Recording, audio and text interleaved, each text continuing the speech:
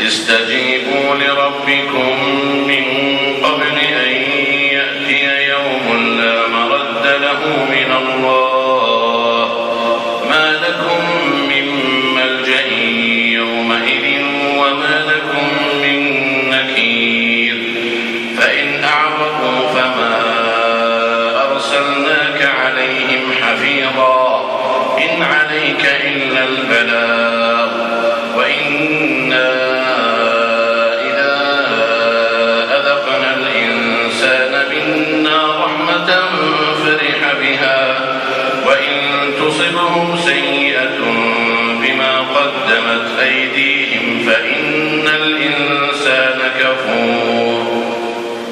لله ملك السماوات والأرض يخلق ما يشاء يهب لمن يشاء إناثا ويهب لمن يشاء الذكور أو يزوجهم ذكرانا وإناثا ويجعل من يشاء عقيما إنه عليم قدير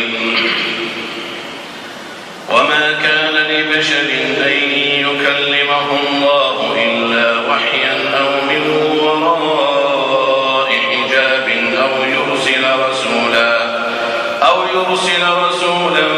فيوحي بإذنه ما يشاء إنه علي حكيم وكذلك أوحينا إليك روحا من أمرنا ما كنت تدري ما الكتاب ولا الإيمان ولكن جعلناه نورا نهدي به من نشاء من عبادنا وإنك لتهدي إلى صراط مستقيم صراط الله الذي له ما في السماوات وما في الأرض ألا إلى الله تصير